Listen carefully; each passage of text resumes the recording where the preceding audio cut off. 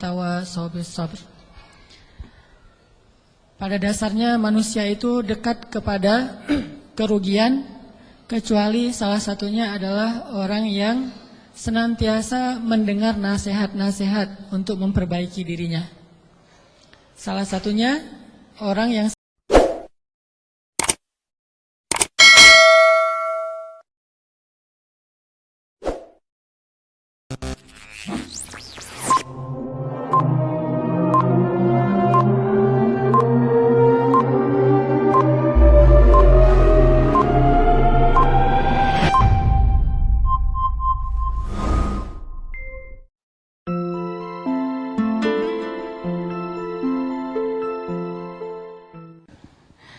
Alhamdulillah. Assalamualaikum warahmatullahi wabarakatuh.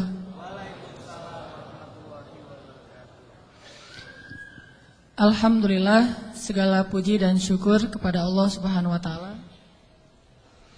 Senang sekali bisa ketemu lagi dengan teman-teman semuanya, para pemuda-pemuda kesayangan Allah Subhanahu wa taala insyaallah. Amin.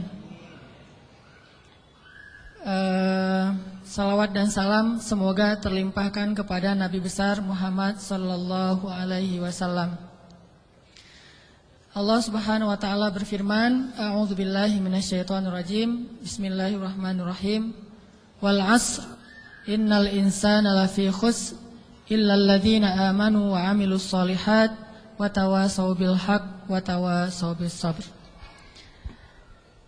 Pada dasarnya manusia itu dekat kepada kerugian, kecuali salah satunya adalah orang yang senantiasa mendengar nasihat-nasihat untuk memperbaiki dirinya.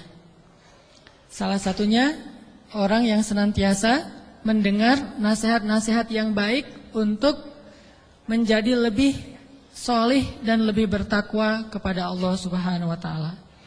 Dan halaqah ilmu yang kita lakukan setiap pekan ini salah satu bentuk di antara nasihat-nasihat yang baik yang kita berbagi melalui majelis ilmu. Mudah-mudahan ini membuat kita tergolong di antara orang-orang yang qad aflahal mu'minun, orang-orang yang beruntung. Teman-teman, pada malam ini kita akan membahas seperti yang diposting di sosial media. Tadi juga disampaikan oleh MC kita, Buni. Kita membahas tema yang judulnya mungkin agak herei, agak kurang serius. Tapi insya Allah pembahasan kita pada malam ini insya Allah akan serius. Jadi saya tidak akan ketawa. Karena biasanya juga gak ketawa, teman-teman yang ketawa ya. Kita akan membahas tentang apa? Ayo bareng-bareng 1, 2, 3. Ini kayak acara kuis di TV ya. Kita membahas tentang, saya mau ngomongin judulnya agak-agak kurang chemistry ini sama saya mah. Kita membahas tentang kok gitu. Udah disampaikan tadi tentang intronya kayak gimana, bahwa kok gitu ini membahas tentang realitas hubungan kita dengan Allah. Tentang realitas hubungan kita dengan Allah. Yang kayak gimana? Ya gitu. Kita sering memuji-muji Allah dengan lisan kita, tetapi pujian kita itu enggak selaras dengan hati kita. Kita sering berzikir menyebut keagungan Allah dengan kalimat subhanallah, alhamdulillah, Allahu akbar, masya Allah dan seterusnya. Kita memuji Allah dengan pujian-pujian yang indah, tetapi seringkali pujian itu tidak ada di dalam hati kita. Sehingga saya suka menyebut ini dengan istilah zikir yang agak-agak gombal. Kalau kita ngegombal kepada manusia, kadang dia percaya gitu. Seorang suami ngegombal kepada istri, tulus nggak tulus dia nggak ngerti. Yang penting dia bahagia dengan kata-kata yang indah gitu. Bapak kamu titik kan gitu kan? Selalu kan bapak kamu kan ya. Standar gombal, raja gombal di TV. Bapak kamu tukang parkir ya gitu. Kok tahu? Pasti gitu tuh. Ya soalnya dia sudah memarkirkan hatiku kepadamu gitu. Cewek mungkin gak percaya kali, cuman dia senang aja dengan kata-kata kayak gitu kan. Atau mungkin ada juga yang percaya karena dia ngelihat kita kayaknya wajahnya wajah polos, gak ada wajah tampang-tampang pembohong, apalagi playboy gitu ya. Wajahnya polos banget, ada jenggotnya gitu ya, insya Allah jujur kan. Asarus sujud, wah Masya Allah. Bisa jadi kita cuma ngegombal, tapi dia gak tahu karena manusia itu tidak tahu isi hati. Tapi kalau Allah Subhanahu wa taala, A'udzu billahi minasy syaithanir rajim. Wa asirru qawlakum aw ijharu bih innahu alimun bidzatis sudur. Kan? Gimana kita mau gombal kepada Allah? Wa asirru qawlakum, kalian sembunyikan kata-kata kalian di dalam hati maksudnya. Awi jaharu bih, atau kalian tampakkan, kita ucapkan dengan lisan. Innahu alimun bidzatis sudur. Allah Maha tahu apa yang ada di dalam hati. Jadi enggak akan berhasil ngegombalin Allah tuh enggak akan berhasil. Kalau kita nggak jujur dengan lisan kita yang sesuai dengan hati kita, itu nggak akan terjadi keajaiban dalam hidup kita. Inilah realitas dari hubungan kita dengan Allah. Makanya Allah sering bilang ke kita seolah-olah, kok gitu? Barusan kamu bilang hasbiyallah, cukup bagi saya Allah. Tapi kok nggak cukup kalimat Allah itu menggetarkan hati? Padahal kalau orang bilang hasbiyallah, cukup bagi saya Allah, pas disebut nama Allah, udah selesai masalah dia gitu. Contoh, ada musibah. Terus temannya bilang, tenang, ntar Allah ganti dengan yang lebih baik. Kan disebutkan nama Allah, tenang, ntar Allah ganti dengan yang lebih baik. Oh ini ada doa nih, wakhluf li khairam minha, ya Allah beri saya ganti yang lebih baik. Apakah kata-kata ini cukup buat kita sehingga kita tenang? Sehingga kita tidak lagi terus-terusan dalam keputusasaan terhadap musibah-musibah yang kita hadapi. Kalau enggak, berarti kita gombal mengatakan hasbiyallah. Katanya hasbiyallah, kok enggak cukup sih Allah buat kita? Padahal Allah berfirman di dalam Al-Quran, innamal mu'minun, orang mukmin yang sebenarnya.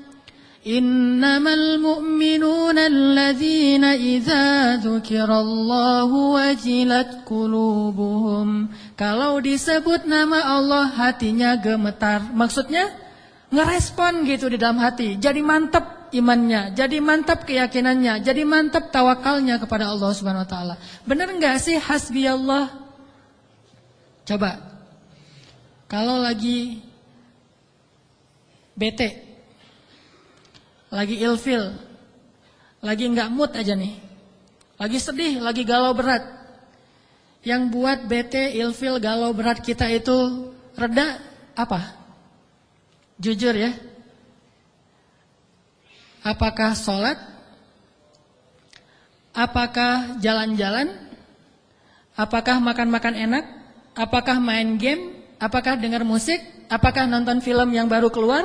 Mana yang paling gampang buat bete kita hilang? Itu jujurnya tuh. Kalau misalnya kita lagi bete, wudu, salat, Allah Akbar, selesai salat, hilang tuh bete, berarti benar, hasbunallah, hasbiyallah. Tapi kenyataannya termasuk saya nih, gak gitu-gitu amat. Begitu ada masalah, salat, begitu selesai salat, ini nonton di mana ya? Sama aja kan? Salat sih, cuman habis salat ternyata belum cukup, belum hilang juga nih. Saya udah salat, saya udah zikir, saya udah doa, saya udah tilawah Al-Quran, saya malah udah tahajud, udah puasa, tapi belum hilang juga, masih ilfil banget nih. Ya, mau cari makan enak mau makan yang pedas-pedas gitu, atau mau cari kopi, berarti belum hasbun, belum cukup, masih butuh tambahan. Memang berpengaruh, tapi belum cukup. Salat ya menenangkan, cuma belum bisa menyelesaikan masalah. Berarti kita masih gombal dalam zikir kita. Makanya Allah bilang, kok gitu? Katanya saya cukup buat kamu. Kok kamu masih mencari solusi yang lain setelah saya? Kok kamu masih menyekutukan saya dalam mencari jalan keluar terhadap masalah-masalah kamu? Berarti kamu tuh gak benar ngomongin hasbi Allah. Orang yang benar-benar mengatakan hasbi Allah tuh kayak Ibrahim tuh. Ketika dia masuk ke dalam api, dilemparkan ke dalam bara api, tiba-tiba Jibril datang kepada Ibrahim mengatakan, "Ya Ibrahim, alaka hajah? Apakah kamu punya sesuatu yang kamu butuhkan? Sal, tu'ta, minta kepada saya nanti saya akan kabulkan." Kata Jibril. Apa kata Ibrahim? "Amma ilaik fala." Kepada kamu? Enggak. Saya tidak butuh siapapun. Hasbi Allah wa ni'mal wakil. Baru Allah padamkan tuh api, keajaiban. Kenapa kita mengucapkan banyak kalimat zikir tapi tidak terjadi keajaiban-keajaiban dalam hidup kita? Mungkin kalimat kita itu belum jujur, belum sesuai dengan hati kita dan realitas kehidupan kita. Makanya zikir kita itu belum powerful. Harusnya zikir yang powerful itu begitu kita bilang hasbi Allah, api padam. Jadi kalau ada kebakaran, hasbi Allah, nggak butuh telepon pemadam kebakaran, selesai sudah. Kenapa kita telepon pemadam kebakaran? Karena kita belum hasbi Allah secara jujur. Ini benar nih, walaupun agak-agak, contohnya agak-agak lebay mungkin ya, tapi benar loh. Kenapa kita ketika nggak usah api yang membakar rumah lah, nggak usah kebakaran, hal sepele aja, masalah perasaan, masalah lapar. Bukankah Nabi mengatakan nanti makanan orang di akhir zaman adalah kalimat la ilaha illallah? Ini makanan orang di akhir zaman. Ketika muncul Dajjal, makanan kaum muslimin itu adalah la ilaha illallah. Begitu bilang la ilaha illallah, kenyang. Itulah orang yang selamat di masa Dajjal. Kira-kira kalau sekarang Dajjal keluar, kita selamat enggak? Cari tahunya gimana? Kalau teman-teman lapar, coba bilang la ilaha illallah. Lapar masih lapar atau udah kenyang? Pasti masih lapar ya. Karena kita enggak menganggap Allah segalanya, hasbi Allah. Tapi nanti di akhir zaman ketika Dajjal muncul, Nabi mengatakan makanan mereka pada saat itu adalah zikir subhanallah, alhamdulillah, Allahu akbar, la ilaha illallah. Itulah makanan mereka. Begitu mereka bilang subhanallah, la haula wala quwata illa billah, langsung kenyang. Anaknya bilang, "Pa, lapar." Bilang la haula wala quwata illa billah. La haula wala quwata illa billah, gimana? Udah kenyang. Ya tuh. Itu benar-benar umat akhir zaman banget tuh. Kalau kita kayaknya bukan umat akhir zaman. Umat zaman edan. Kita ucapin la ilaha illallah masih lapar, salat masih galau, udah zikir sekian ribu masih sedih, masih sakit hati. Kenapa? Karena kalimat kita itu belum jujur. Kok gitu kalimat kamu, kata Allah kepada kita? Karena Allah tahu isi hati kita. Wa asirru qawlakum aw jaharu bi innahu alimum bidzatis sudur. Seandainya kita jujur, Allah akan tunjukkan keajaiban yang luar biasa loh dalam hidup kita. Wa aufu bi'ahdi ufi bi'ahdikum wa iyaya farhabun. Kata Allah, jujur, tunaikan janjimu kepadaku, aku pasti akan tunaikan janjiku kepadamu. Dan kepadakulah kalian akan lari.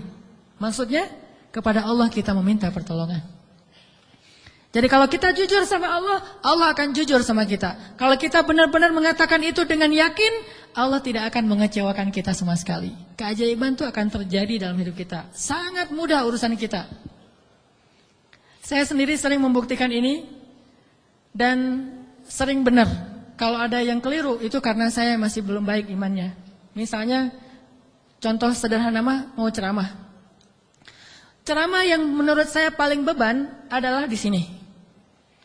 Di depan teman-teman semuanya. Kenapa? Karena saya selalu berharap ceramah sederhana saya itu benar-benar bisa menjadi suatu kebaikan yang bisa dibawa pulang oleh teman-teman sekalian. Pengen banget tidak mengecewakan. Jadi saya bukan perform untuk menghibur, tapi perform untuk memberi sesuatu yang kita cari bersama kan? Kita cari ilmu, kita cari iman, kita pengen datang ke majelis taklim itu pengen tajdidul iman, memperbaharui iman. Maksudnya pulang dari sini tambah yakin pengennya kan gitu ya? Pulang dari sini tambah semangat beramal soleh.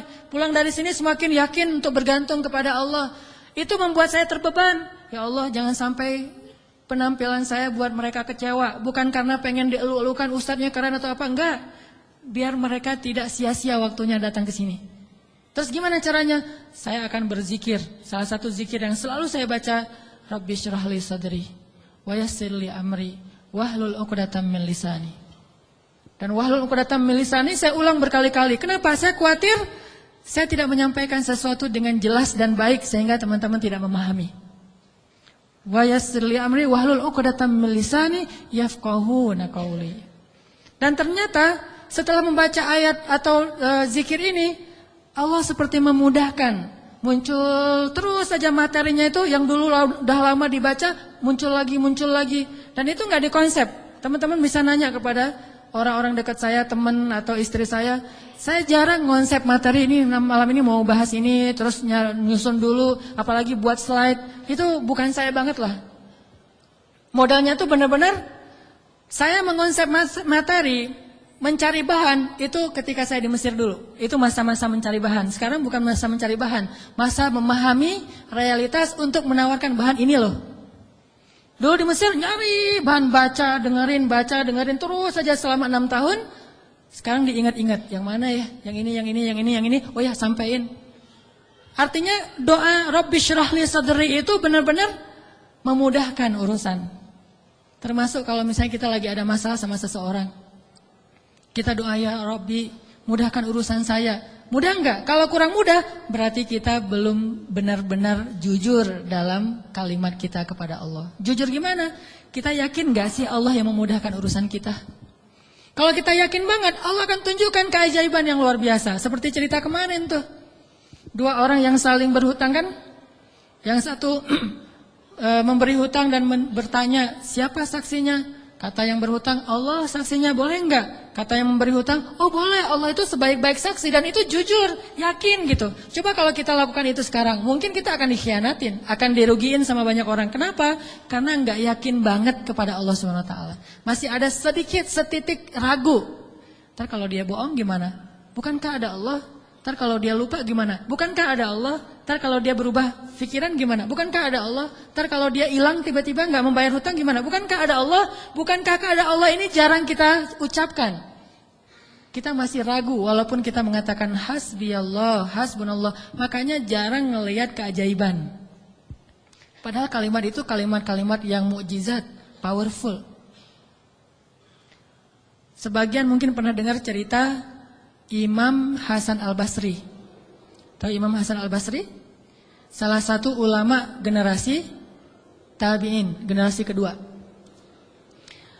Ceritanya Imam Hasan Al-Basri ini pernah bikin seorang gubernur Baghdad namanya Hajjaj. Hajjaj ini gubernur yang sangat jahat, sering membunuh orang soleh, termasuk sahabat Nabi pernah dibunuh sama dia. Imam Hasan Al-Basri pernah bikin gubernur Hajjaj itu tersinggung. Kapan? Ketika Imam Hasan Al-Basri diundang ke rumah gubernur Hajjaj bersama beberapa ulama yang lain, beberapa tokoh masyarakat diundang ke rumah barunya, istana gitu. Jadi Raja Hajjaj ini suka bikin istana terus pamer. Ngundang nih. Diundang orang-orang penting, minta semacam testimoni gitu, minta komentar. Jadi kalau bahasa kita mah ngeposting di sosial media terus nunggu gimana menurut kalian. Jadi yang komennya tuh macam-macam ditungguin sama dia. Nanya ke setiap orang yang tamu yang diundang, gimana menurut kamu istana saya? Rata-rata mengatakan ini bagus, istana pertama yang saya lihat yang paling indah segala macam. Bahasa-bahasa memuji lah. Dan gak jujur. Begitu giliran Hasan Al-Basri, ya Syekh Hasan, gimana menurut Syekh tentang istana saya? Syekh Hasan mengatakan, saya sama sekali tidak tertarik dengan semua ini. Sesungguhnya apa yang ada di sisi Allah lebih baik daripada apa yang ada di sisi Anda. Ini ucapan Hasan Al-Basri. Karena lagi ada acara makan siang kayak gitu, banyak orang, Hajjaj menahan emosi. Dia tersinggung banget, marah sebetulnya. Akhirnya udah selesai obrol-obrolan, makan, pulang. Saat pulang, Raja Hajjaj mengutus 2 orang prajurit untuk menangkap Hasan Al-Basri di tengah jalan. Suruh bawa balik lagi ke istana. Mau dia apa? Mau dipancung. Karena dia suka mancung orang soleh. Tangkap tuh Hasan al-Basri. Di tengah jalan didatangi pengawal raja, kemudian dibawa lagi ke istana mau dipancung. Begitu Hasan al-Basri berhadapan dengan Hajjaj, Hasan al-Basri kemudian berdoa di dalam hatinya. Yang tadinya Hajjaj marah besar, pengen bunuh Hasan al-Basri, pengen memancung Hasan al-Basri, tiba-tiba pas ngelihat wajah Hasan al-Basri, Hajjaj ini berubah seperti orang yang kena hipnotis. Tiba-tiba dia tersenyum, tiba-tiba dia jadi orang yang humble, hangat banget, langsung memeluk Hasan al-Basri. Selamat datang wahai Syekh, selamat datang, duduk. Syekh, beri saya nasihat, terus dikasih makanan, minuman. Setelah itu dipersilakan pulang, dikasih kendaraan yang terbaik. Sampai akhirnya Hasan al-Basri keluar dari istana. Ketika di tengah jalan, pengawal-pengawalnya Hajjaj bertanya kepada Hasan al-Basri, "Ya Syekh, kami tadi diutus oleh raja menangkap Anda agar Anda dipancung karena raja tersinggung dengan obrolan tadi ketika makan siang. Dan raja dalam keadaan marah besar. Tapi begitu bertemu dengan Anda, tiba-tiba dia berubah, jadi baik, jadi kasih sayang, jadi luluh, emosinya jadi reda. Apa yang Anda lakukan kepada dia? Apakah Anda punya sihir?" Kata pengawal. Kata Hasan al-Basri, "Saya tidak pakai sihir." "Terus apa?" "Saya sebelum bertemu dengan Hajjaj, tadi saya berdoa." "Apa doanya?" "Ya Rabbi, Engkaulah yang menggenggam hidupku. Kepadamulah aku berserah. Ya Rabbi, padamkanlah amarah di hati Hajjaj sehingga aku selamat sebagaimana Engkau mendinginkan api kepada Ibrahim sehingga dia selamat." Ini yang dibaca oleh Hasan al-Basri. "Ya Allah, padamkanlah amarah di hati Hajjaj sehingga aku selamat dari kezalimannya sebagaimana Engkau menyelamatkan Ibrahim dari api yang panas." Tiba-tiba Allah padamkan marahnya. Ini namanya zikir, doa powerful. Kenapa? Karena hati Hasan al-Basri itu benar-benar bergantung kepada Allah itu 100%, nggak ragu sama sekali. Gimana pun pengawalnya banyak, tidak membuat dia ragu kepada Allah. Allah lebih besar. Gimana pun kuatnya Hajjaj, tidak ragu kepada Allah. Allah maha kuat. Sehingga kalimat yang sesuai dengan hati, Allah tunjukkanlah keajaiban kepada Hasan al-Basri. Langsung luluh, langsung berubah dari marah menjadi sayang kepada Hasan al-Basri. Kenapa kita jarang melihat keajaiban? Karena ucapan kita itu belum selaras dengan hati kita. Nggak yakin-yakin amat sama Allah. Sering bilang la haula wala quwata illa billah. Tapi kita masih yakin ada kekuatan lain yang mempengaruhi hidup kita. Padahal kata Nabi kepada Ibnu Abbas, kalau semua orang berkumpul dan ingin menolong kamu, mereka tidak dapat menolong kamu kecuali dengan seizin Allah. Kalau mereka semua berkumpul ingin mencelakai kamu, mereka tidak bisa mencelakai kamu kecuali dengan ketetapan Allah. Allah, Allah, Allah, di tangannya lah segala kebaikan, di tangannya lah segala kerajaan. Tabarakalladzi biyadihil mulk wa huwa ala kulli syai'in qadir. Percaya enggak kita dengan ayat itu? Jawab dengan hati kita masing-masing. Kalau kita percaya, baru terjadi keajaiban dalam hati kita. Pernah menghadapi orang marah? Pernah? Sering kan? Siapa yang marah? Istri? Tahu gimana kalau istri lagi marah? Oh, belum tahu ya? Ya udah deh, ganti contoh. Orang tua deh, orang tua. Saya lupa aja nih kalau saya di hadapan para jomblo fisabilillah. Kalau istri lagi marah, padamkan marahnya itu bukan dengan hadiah dunia dulu. Itu buat kita ragu sama Allah dan mengandalkan materi. Pas marah, tunjukin. Mau ke Lombok, Bali, Jogja, atau Maldives. Pasti dia pilih Maldives tuh. Pas dia pilih Maldives, kita nangis. Kenapa? Dananya gak cukup. Makin marah dia tuh. Jangan nawarin materi dulu untuk meredakan marah seseorang. Karena kita akan bergantung kepada materi itu. Ternyata ampuh. Kalau dia marah, saya kasih tuh brosur. Brosur doang. Kalau lagi marah, nonton yuk. Pelan-pelan reda marahnya, berarti efektif. Nonton cukup bagi saya. Pas lagi marah, Ada kafe baru loh, enak tuh makanannya, terutama tuh misalnya green tea-nya, milkshake tuh paling enak tuh se-Bandung. Reda marahnya, milkshake cukup bagi saya, kan? Bukan hasbi Allah, hasbiya milkshake. Kenapa bisa gitu? Karena ketika kita mau meredakan marah seseorang itu kita menggunakan materi. Atau menggunakan bahasa-bahasa ngegoda, ngerayu, gombal tadi. Tapi kan lama-lama agak-agak habis juga ya bahan menggombal ya. Harus buka. Jadi teman-teman bisa ke Gramedia mungkin beli buku dengan judul Kumpulan Gombal-Gombal Efektif. Udah teruji banyak yang menggunakan gombal ini dan berhasil meredakan amarah. Mungkin, tetapi itu berarti kita tidak mendapatkan yang paling luar biasa sehingga suatu saat kita akan kewalahan sendiri. Berapa sering kita bisa memberikan materi, memberikan brosur, memberikan kafe, memberikan nonton, memberikan hiburan, entertain segala macam. Berapa sering? Coba sesekali ketika menghadapi seseorang yang marah, andalkan Allah. Pas mau ketemu orangnya, ya Rabbi, ya Rabba Ibrahim, wahai Tuhan Ibrahim, padamkanlah amarah istri saya sebagaimana engkau memadamkan api bagi Ibrahim. Terus temuin, kalau masih marah, ya Allah astagfirullahaladzim, berarti saya belum jujur nih, masih belum yakin sama Allah, istighfar lagi, ya Allah padamkan. Masih marah, ya Allah padamkan. Terus saja sampai yakin. Kalau kita yakin itu berubah loh, benar-benar berubah. Kalau enggak bisa langsung, bertahap, tergantung iman. Ada orang yang imannya baru redam amarah seseorang itu 1 jam, berarti imannya iman 1 jam. Ada yang setengah jam, ada yang 10 menit, ada yang begitu ketemu berubah langsung. Sampai orang yang marah itu juga terheran-heran. Kenapa ya? Saya tadi sebetulnya lagi sebel banget sama kamu, tapi pas ngelihat kamu jadi berubah, kenapa ya? Karena Allah. Ini mah masalah iman. Bukan masalah fasihnya mengucapkan hasbi Allah. Semua kita mah yang namanya hasbi Allah pasti fasih. Apalagi sadaqallah, itu paling fasih tuh. Sadaqallahul azim, itu fasih banget. Kenapa? Apalagi baca 1 juz, pengen sadaqallah cepet-cepet kan? Itu fasih. Bismillah fasih, hasbi Allah. Insya Allah tahsin hasbi Allah wa ni'mal wakil. Malah kita kadang-kadang kalimat hasbi Allahnya tuh lebih keren daripada sahabat loh. Kalau sahabat kalimatnya cuma gini, hasbunallah wa ni'mal wakil. Kalau kita, hasbunallah wa ni'mal wakil, ni'mal maula wa ni'man nasir. Coba lihat, panjangan siapa ucapannya? Panjangan kita kan? Sahabatnya cuma sedikit, Ibrahim lebih sedikit lagi, hasbi Allah, segitu doang.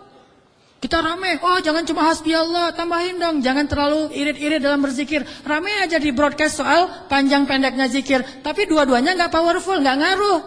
Yang bilang hasbi Allah wa ni'mal wakil sama aja, yang bilang hasbi Allah wa ni'mal wakil, ni'mal maula wa ni'man nasir, diulang 33 kali, tapi gak ngaruh. Kenapa?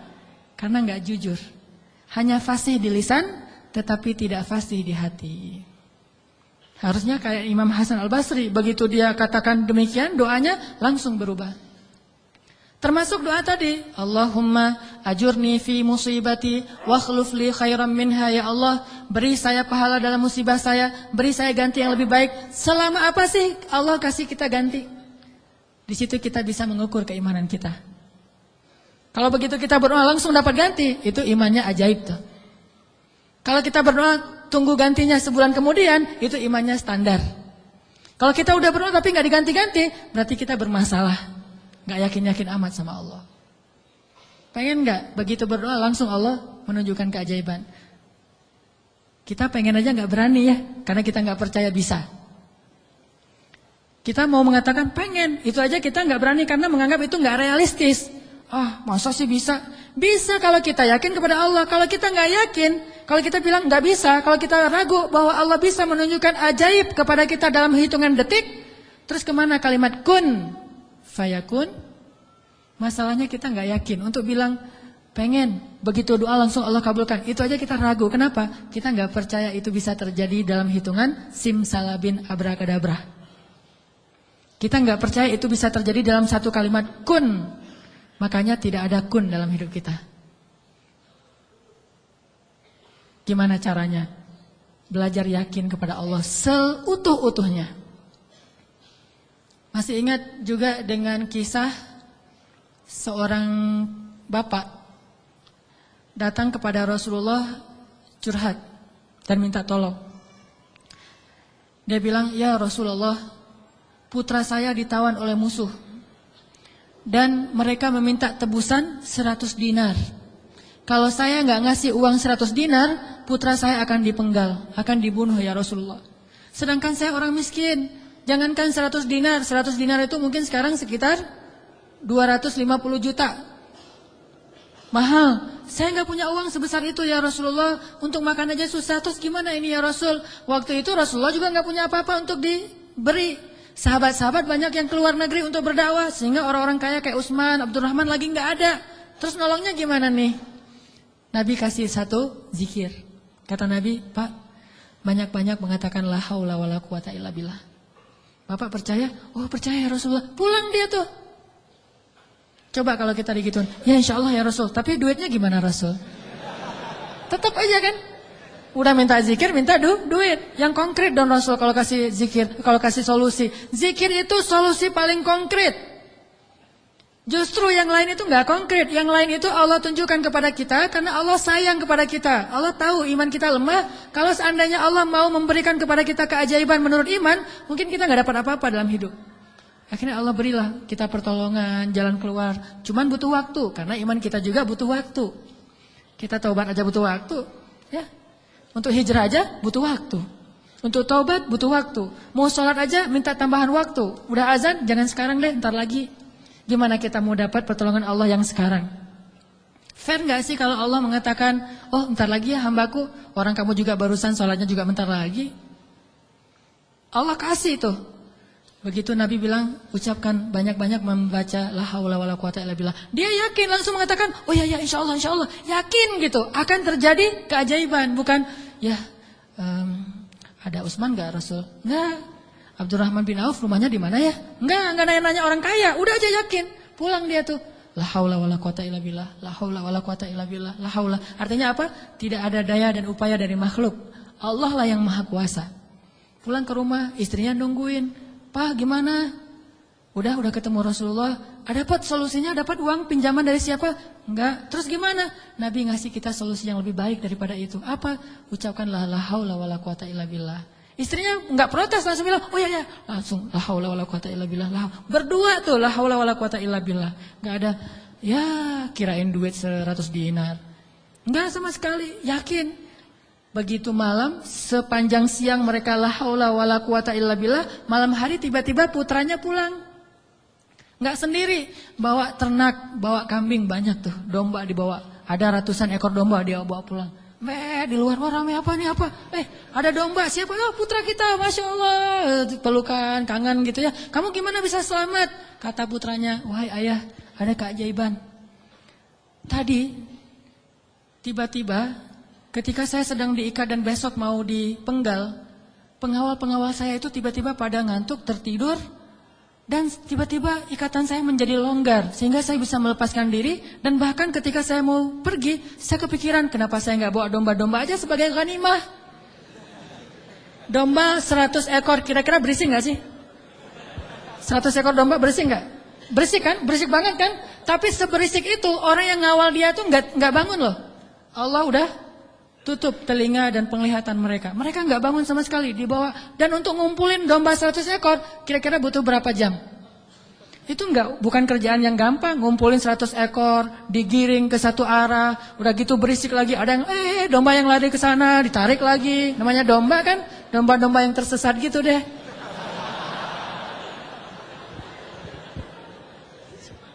Gimana coba? Tapi pengawalnya nggak bangun sama sekali, sampai ke rumah pengawalnya mungkin belum bangun, atau mungkin nggak akan bangun lagi kali. Ya, la haula wala quwata illa billah. Baru ayahnya sadar, Masya Allah, la haula wala quwata illa billah. Dan ini orang yang mengatakan ini nggak disebutkan namanya dalam riwayat. Kenapa? Saking nggak terkenalnya. Berarti orang biasa banget. Tapi orang biasa dengan keyakinan yang luar biasa, Allah akan tunjukkan keajaiban yang luar biasa. Jadi jangan bilang, itu mah Umar, itu mah Utsman, itu mah Abu Bakar. Ini nggak ada namanya malah. Cuma disebut ja'a rajulun, ada seorang laki-laki datang kepada Rasul, gitu doang. Tapi Allah tunjukkan keajaiban yang luar biasa. Kenapa? Imannya. La haula wala quwata illa billah. Sehingga anaknya datang membawa domba, jadi kaya raya. Sama juga dengan cerita Fatimah bintu Rasulillah. Pasti tahu ceritanya. Karena Fatimah capek di rumah, gak ada pembantu, Ali sering berjihad, akhirnya dia ngurus anak sendiri, anaknya laki-laki lagi, namanya anak laki-laki, bukan bandel, emang dia aktif gitu. Akhirnya Fatimah ngerasa agak berat nih kalau harus ngurus semuanya sendiri, gak punya pembantu. Datanglah ke rumah ayahnya, ayah, ya Rasulullah, ayah tahu keadaan rumah tangga saya bersama Ali. Ali orang yang sibuk bekerja, membela agama Allah, berdakwah, berjihad. Saya sendiri di rumah gak ada pembantu. Boleh gak minta seorang pembantu dari rumah ayah? Kan banyak pembantu Rasulullah yang jadi relawan tuh. Kata Rasulullah, ya Fatimah, mereka itu bukan pembantuku tetapi pembantu kaum muslimin. Jadi gak mau dikasih kepada urusan keluarga. Maka pulanglah Fatimah. Oh ya ayah gak apa-apa, pulang nih bersama Ali, gak dapat apa-apa. Nabi kan gak enak hati, karena Nabi sayang banget dengan putrinya ini, putri kesayangan Nabi banget di antara putri-putrinya, Fatimah Az-Zahra. Akhirnya Nabi menyusul Fatimah ke rumahnya. Assalamualaikum, waalaikumsalam, dibukain pintu. Ya Fatimah, ya Ali, la tahzana, janganlah kalian bersedih. Mau aku kasih yang lebih baik daripada pembantu? Oh apa ayah? Kirain robot-robotan atau apa gitu ya. Pembantu yang dalam bentuk robot kan tinggal beli baterai aja tiap bulan atau dicas gitu. Apa ya ayah yang lebih baik daripada pembantu? Kita tahu, kata Rasulullah sebelum tidur, bacalah zikir ini, ayat ini, maka insya Allah itu lebih baik daripada pembantu. Mereka protes enggak? Enggak. Oh ya, sami'na wa ata'na. Diamalin tuh, enggak pernah tinggal. Dan selamanya mereka enggak punya pembantu, tapi enggak pernah mengeluh lagi. Allah berikan mereka jalan keluar. Jalan keluarnya adalah dikuatkan hati dan kesabarannya. Itu keajaiban. Kenapa kita udah berdoa tapi hati kita masih lemah? Karena kita tidak berdoa dengan hati, tapi kita berdoa dengan kok gitu? Gak sesuai antara lisan dengan kenyataan. Ada lagi nih kisah yang mungkin sebagian teman-teman pernah mendengar bagaimana Rasulullah SAW pada malam perang Badar. Melakukan apa Nabi malam perang Badar teh? Istighosah. Pernah dengar istilah istighosah?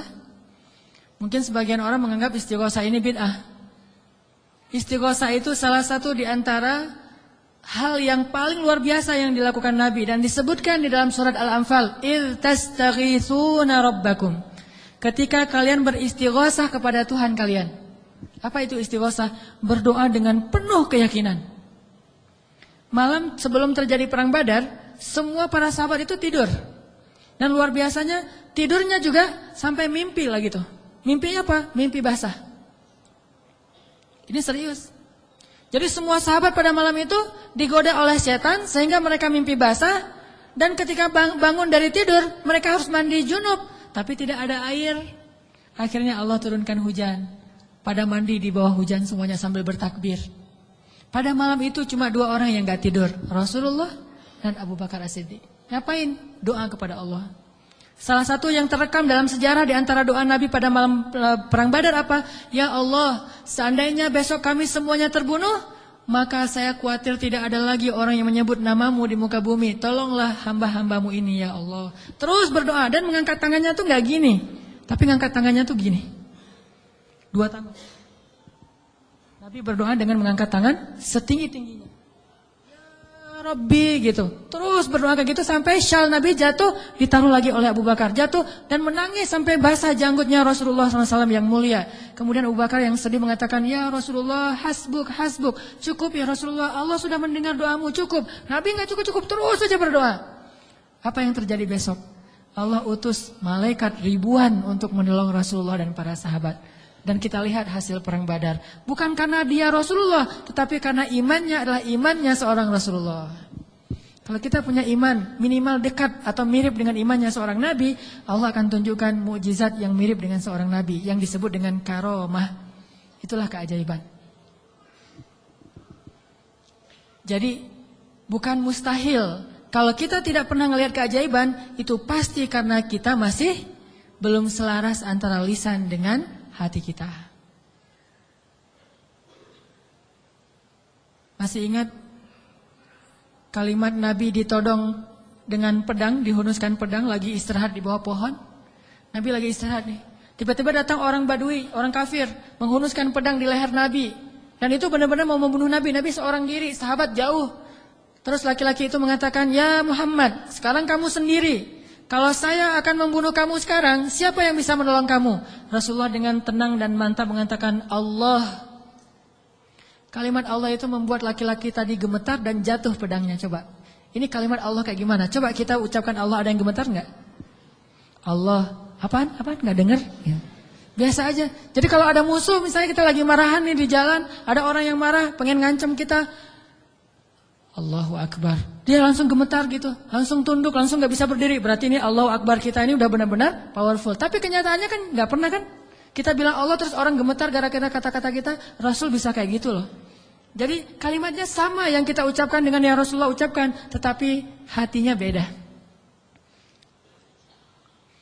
Nabi mengatakan, Allah gemetar tangannya, jatuh pedangnya, diambil oleh Nabi. Dihunuskan ke leher orang itu. Nabi bertanya, sekarang kalau saya mau membunuh kamu, siapa yang menolong kamu?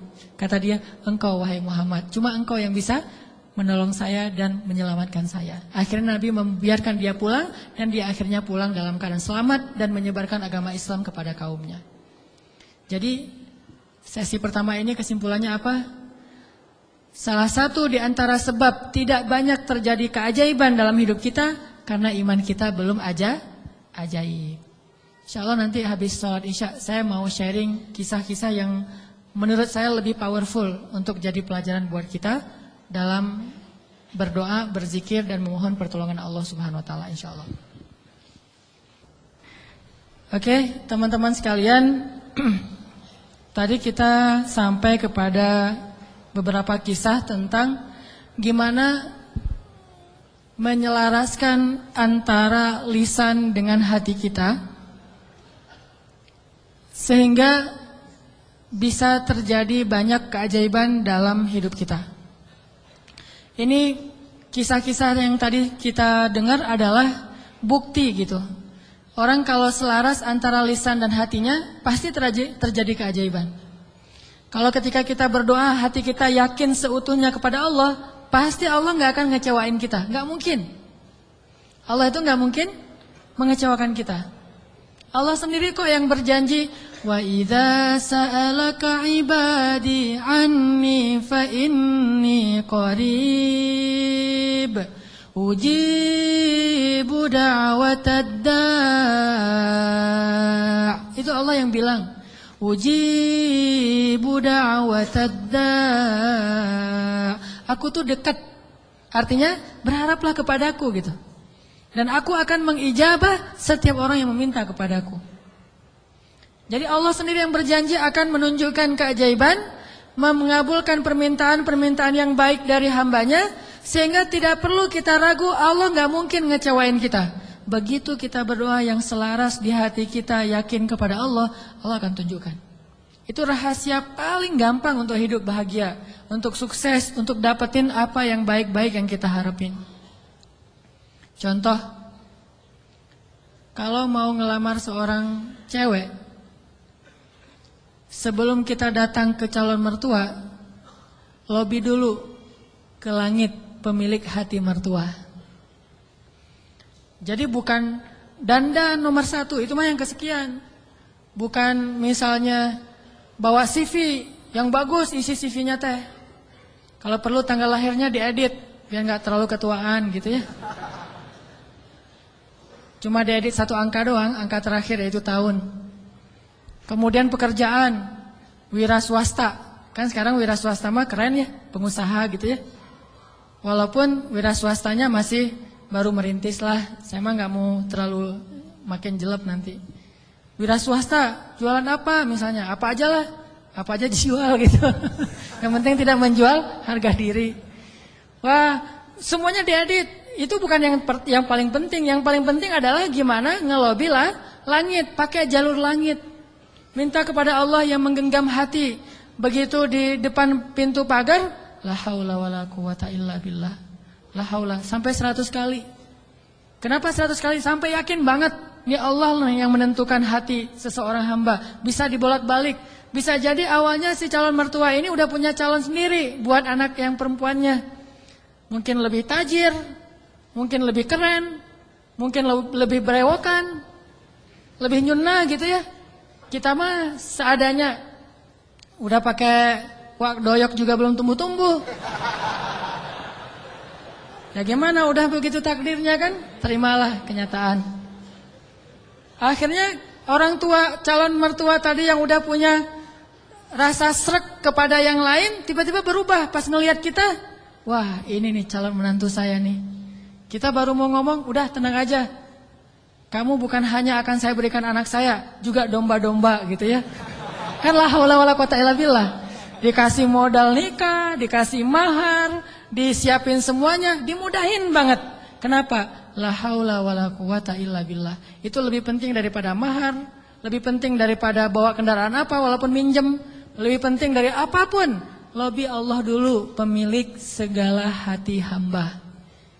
Itu berlaku banget. Jadi kalau selama ini masih belum beruntung, berarti kurang la haula wala quwata illa billah. Tips supaya mengakhiri masa jomblo, yakin sama Allah, banyak-banyak la haula wala quwata illallah, dan berani datang kepada calon. Kalau kata seorang pelawak, kalau kita jelek, jangan takut untuk mencintai seorang perempuan, karena yang takut itu harusnya yang dicintai, kan gitu ya. Kita mah nggak usah takut, yang dicintai yang takut. Yang datang ke saya kok wajahnya gini. Tapi itu mah cak lontong. Jarine cak lontong. Oke. Sama juga kalau misalnya seorang istri pengen membujuk suaminya. Membujuk ngapain nih? Membujuk tambahan saldo. Ini udah akhir bulan nih, tanggal 31, pakai la haula wala quwata illa billah. Itu ngaruh banget. Sambil senyum, sambil la haula wala quwata illa billah. Oh, ngerti mah, besok ditransfer gitu ya. Gak usah bilang, "Pak, uang bulanan," gak usah. Bilang aja la haula wala quwata illa billah. Lobby Allah sehingga dia jadi sayang sama kita, dikasih lebih. Jalan ke mall, lobby Allah supaya dia sayang sama kita, dikasih lebih. Jadi dibeliin apa. Ini semuanya karena kita yakin sama Allah yang maha kaya. Saya pernah dulu di tablik. Awal-awal saya dulu hijrah dari hidup gak jelas menjadi agak jelas. Saya waktu SMA juga masih belum jelas. Suka sama cewek tapi gak pernah disukai. Mungkin saya mirip dengan kata-kata cok lantong tadi kali ya. Suka, alhamdulillah gara-gara saya gak diterima, akhirnya saya gak pernah pacaran. Itu bukan karena saya nggak mau pacaran, karena nasib aja. Jadi akhirnya nggak bisa pacaran. Nah, pas sudah jelas gara-gara datang jamaah tablik berdakwah di sekolah saya, akhirnya saya masuk ke tablik yang khuruj 3 hari, 40 hari. Di tablik itu ada pelajaran tauhid yang menurut saya bagus ya, inspiring gitu. Kalau kita lagi makan nih, kan makannya tuh rame-rame tuh, pakai talam gitu kan, makan rame-rame. Terus ada petugas khidmat namanya yang ngasih-ngasih lauk, nasi, ikan segala macam. Jadi SOP di tablik, kalau kita lagi makan, mau minta tambahan makanan, nasi, ikan atau lauk, itu nggak boleh minta kepada yang khidmat. Kita ngomong Allah, ikan Allah, datang tuh ikannya. Wah ini ikan, Masya Allah, Allah kasih datang ikan. Di situ belajar tauhid tuh. Ternyata kuahnya kurang, Allah, kuah, Masya Allah, kuah, Masya Allah. Datang tuh kuah tuh. Soalnya orangnya dengerin gitu ya. Tapi walaupun ini agak-agak menurut sebagian orang aneh, justru di situ kita belajar yakin sama Allah. Makanya saya sering cerita, awal-awal saya dapat hidayah ke tabligh itu, lagi mau main bola, keluar dari sholat asar di masjid, bukan keluar sholat asar, lagi main bola depan masjid. Masjid di Aceh itu kan luas-luas, halamannya bisa main bola. Ada orang main bola, ada sapi yang lagi ngerumput, karena saking luasnya halaman masjid. Udah gitu, lagi main bola dipanggil sama seorang jamaah tabligh dari Pakistan. Dia nyebutnya Maulana gitu. Orang tabligh kan kalau udah level ilmu tertentu disebut Maulana. Maulana ini manggil saya, come here gitu. Saya datang. Saya waktu itu masih anak muda gak jelas gitu. Duduk di sebelah dia tanya. Dia tunjuk-tunjuk ke langit gitu. Gak bisa bahasa Indonesia. Saya bilang, kenapa? Oh langit, saya bilang, langit Allah cipta, kata dia. Terus tunjuk ke pohon. Saya bilang, pohon pohon Allah cipta. Dia tahu bahasa Indonesia cuma satu kalimat, Allah cipta. Pohon Allah cipta. Saya tunjuk anak-anak, dia nunjuk anak-anak. Oh, orang Allah cipta. Itu aja selama setengah jam. Begitu setelah setengah jam Allah cipta, Allah cipta, Allah cipta, tiba-tiba saya ngerasa kayak ada yang masuk ke dalam hati saya tuh sejuk banget. Saya langsung pergi wudhu, saya sholat kayak orang dihipnotis gitu. Sholat asar sendiri, udah selesai sholat asar sendiri, dia temukan dengan tablik yang ada di situ, orang lokal, masuklah saya ke tablik, khuruj 3 hari. Pulang ke rumah, saya dianggap orang aneh oleh orang tua saya. Wah, kamu gak boleh ke masjid lagi, kenapa? Kamu sekarang aneh. Aneh apa? Udah rajin ke masjid. Rajin ke masjid aneh dulu teh. Orang tua kan, takut ke jaring aliran apa mungkin yang mau jadi pengantin, bom bunuh diri atau apalah, takut. Terus saya mulai pakai jubah waktu itu, jubah putih, sorban putih. Begitu saya lewat depan tetangga ada anak kecil lagi main, dia bilang, mak, malaikat lewat gitu. Aduh, saya malaikat gitu, luar biasa. Ini artinya belajar yakin. Kalau di beberapa dakwah itu benar-benar bab la ilaha illallah ini benar-benar kurikulum paling penting dan ini yang harus kita pelajari. Kalau kita ngandelin Allah banget dalam segala urusan, la yudayya'anallah, itu intinya. Allah nggak akan ngecewain kita. Manusia bisa banget ngecewain kita, bukan karena dia jahat. Kadang dia ngecewain kita karena emang dia nggak mampu untuk memuaskan dan membahagiakan kita. Bukan karena dia pengkhianat. Seorang istri, seorang suami kadang mengecewakan kita bukan karena dia nggak sayang sama kita, tapi dia nggak mampu memenuhi semua kebutuhan kita. Dia terbatas. Dan justru juga banyak orang yang sengaja ngecewain kita karena dia jahat, tapi ada juga orang baik ngecewain karena dia nggak mampu. Tapi Allah maha baik dan maha mampu. Bukan cuma maha baik, kalau baik doang nggak mampu, ya apa bisa kita lakuin kan? Tapi kalau baik dan mampu, nggak ada batas. La haula wala quwata illa billah. Keajaiban-keajaiban yang luar biasa terjadi dalam hidup kita kalau kita mengandalkan Allah, selaras antara lisan dengan hati kita. Saya pengen nanya ke teman-teman, teman-teman pernah lupa? Sering ya? Lupa apa misalnya? Lupa diri. Kadang kita perlu lupa. Ngelupain mantan. Baper ya. Karena lupa ini adalah solusi. Melupakan mantan itu benar-benar solusi yang paling konkret. Karena kalau nggak bisa lupa kita nggak bisa move on. Dan kalau nggak bisa move on kita nggak bisa ketawa. Kalau nggak bisa ketawa kita nggak bahagia. Pernah lupa kan? Lupa pelajaran, lupa ayat Al-Quran. Kayaknya kalau lupa ayat Al-Quran sering nih, terutama di juz-juz di tengah, soalnya belum hafal. Jadi pasti lupa. Kalau teman-teman lupa, apa yang teman-teman lakukan? Hah? Kalau lupa gimana? Diingat-ingat. Diingat-ingat. Berapa lama butuh waktu untuk sampai ingat lagi? Kadang cepat, kadang lama ya. Ada tips dari ulama Al-Azhar. Setiap kita ujian di kampus di Al-Azhar itu selalu ulama tuh syekh, doktor, profesor masuk ke ruang-ruang kelas kita bilang gini, ya abnai, wahai anak-anakku. Ini indahnya ujian di Mesir itu gitu. Bukan cuma ujian tulis, tapi dapat nasihat lagi mau ujian. Nasihatnya jangan nyontek ya, bukan. Nasihatnya apa? Ya abnai, panggilannya lembut, wahai anak-anakku. Kalau nanti kalian mau kerjakan soal, jangan lupa bismillah. Kalau kalian lupa, jangan lupa. Kalau kalian lupa, ucapkanlah istighfar dan salawat. Allah akan mengembalikan ingatan kalian. Karena tidaklah seseorang itu lupa kecuali karena dosa-dosa. Maka istighfarlah. Itu nasihat yang setiap tahun saya dengar kalau mau ujian. Jadi ngena banget gitu. Akhirnya saya praktekkan tuh. Wah, ini benar nih tips yang luar biasa. Lupa nih mau nulis, ini jawabannya apa ya? Ini di bukunya halaman berapa atau yang kata-kata siapa gitu? Astaghfirullahaladzim, Allahumma sholli ala Sayyidina Muhammad. Ingat. Kadang-kadang juga nggak ingat sama sekali, udah berkali-kali sholawat. Soalnya bukunya belum saya baca. Wah ini nggak ingat-ingat ini. Kan ada masa-masa iman naik dan turunnya. Kalau lagi turun buku nggak dibaca, pede banget baca judul-judul doang gitu. Baca daftar isi. Jadi cara belajar cepat tuh baca daftar isi. Nanti kurang lebih kayak gitulah di karang-karang aja gitu. Akhirnya nilainya harus remedial diulang. Padahal udah selawatan masih remedial. Kenapa nggak belajar? Kalau kita lupa, coba deh uji iman kita dengan istighfar dan salawat. Kalau belum ingat juga, berarti iman kita masih lemah. Lupa nama si fulan, siapa ya? Aduh lupa namanya. Astagfirullahaladzim, Allahumma sholli ala sayyidina Muhammad. Langsung ingat. Itu berarti insya Allah udah bisa ngandelin zikrullah dalam hidupnya. Kalau belum bisa, berarti banyak-banyak istighfar. Andalkanlah Allah, la yudayyi'akallah, maka Allah tidak akan mengecewakan kita.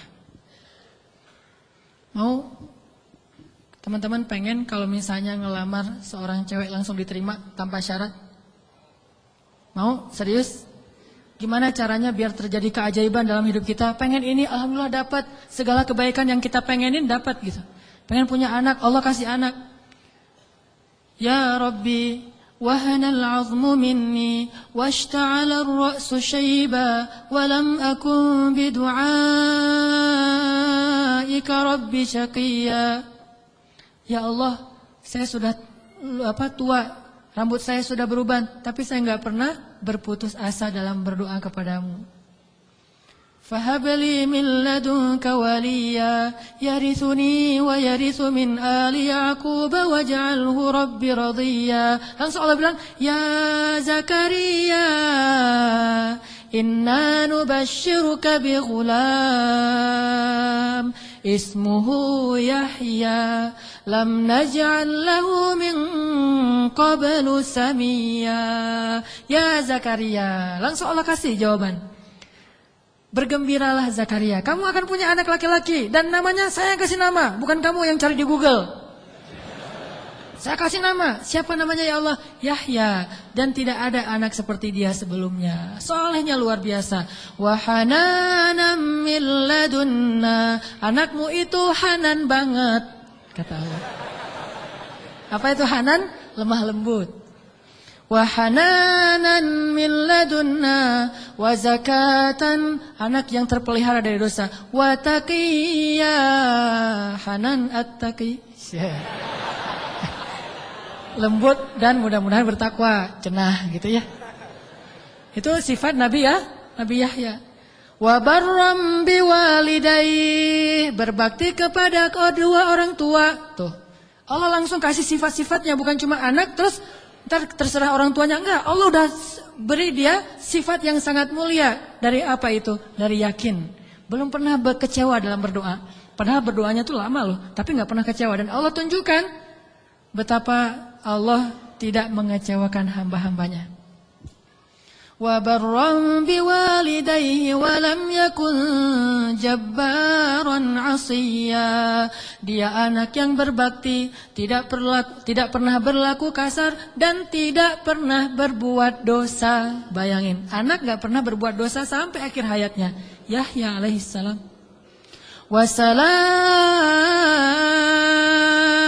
Wassalamun alaihi yawma wulida wa yawma yamutu wa yawma yub'atsu hayya.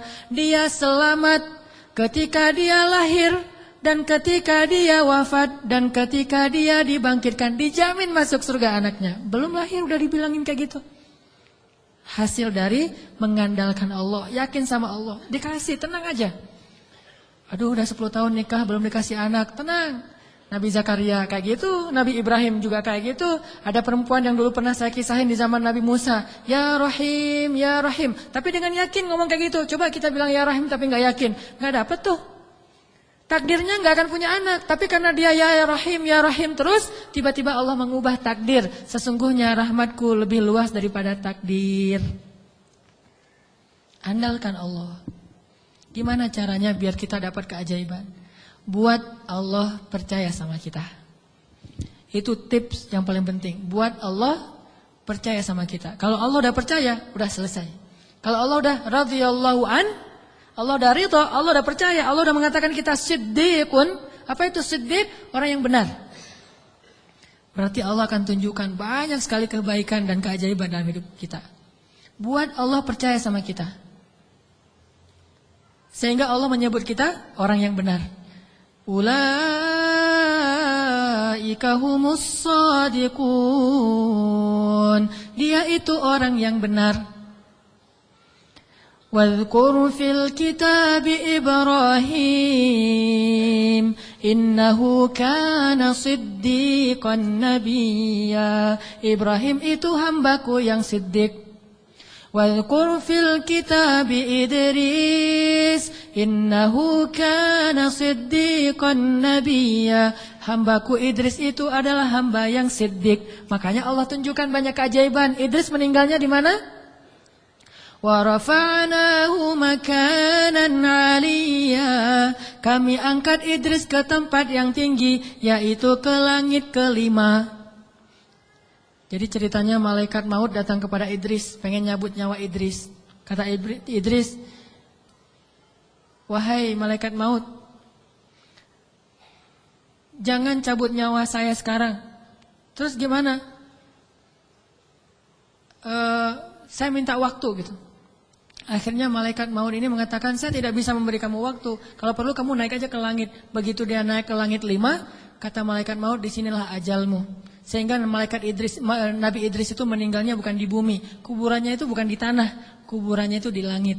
Satu-satunya manusia yang diwafatkan di langit adalah Idris. Sedangkan Isa belum wafat. Kalau Idris diangkat ke langit dan diwafatkan, Isa diangkat ke langit dan Allah biarkan sampai nanti akan datang kembali di akhir zaman. Kalau Idris wafat, cuma wafatnya di langit. Coba, keajaiban. Kenapa? Innahu kana siddiqan. Karena dia siddiq, Allah percaya, Allah kasih dia keajaiban. Begitu juga dengan Ibrahim.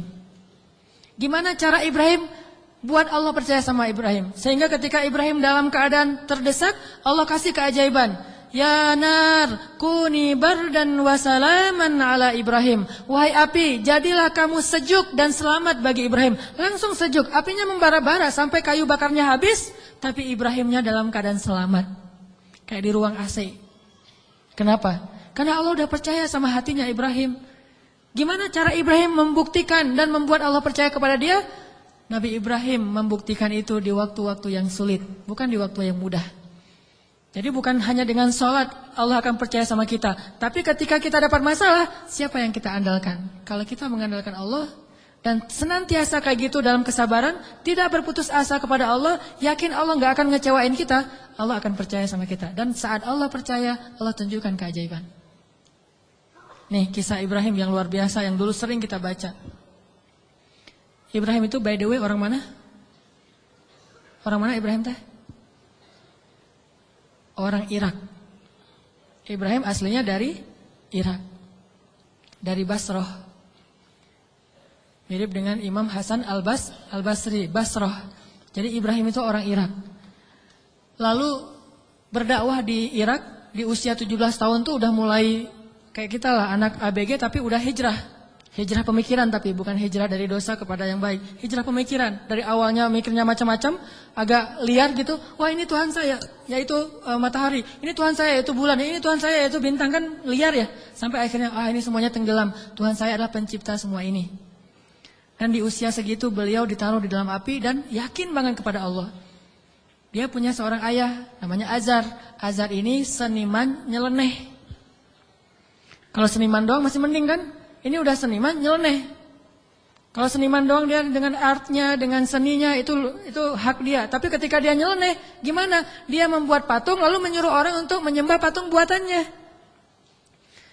Dan dia juga tokoh agama yang ngajarin cara nyembah patung buatannya, ngajarin doa-doanya, sehingga orang menyembah patung buatan Azar. Lalu dia punya kedudukan di sisi rajanya, Namrud. Sehingga ketika anaknya berdakwah di sana, kedudukan Azar ini terancam, akhirnya dia diusir. Ibrahim diusir dari Irak, disuruh pergi atau dibunuh. Akhirnya berangkatlah Ibrahim bersama 2 orang. Satu istrinya yang terkenal sangat cantik. Sampai para ulama mengatakan, belum pernah Allah menurunkan seorang wanita cantik di muka bumi secantik Sarah. Itu perempuan paling cantik yang pernah ada di muka bumi. Kalau yang paling sempurna, Asiyah, Maryam, Khadijah, Fatimah. Tapi kalau yang cantiknya kayak Nabi Yusuf, itu Sarah tuh. Kalau laki-laki ganteng, Yusuf. Kalau perempuan cantik itu Sarah. Simbol kecantikan perempuan di muka bumi. Bukan siapa yang di Mesir teh? Cleopatra. Cleopatra Kalau di film-film mah agak-agak hitam ya. Kurang menurut saya mah.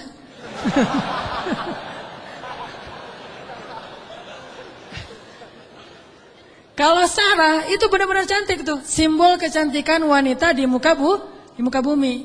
Nanti kalau punya anak jangan lupa kasih nama Sarah. Sarah.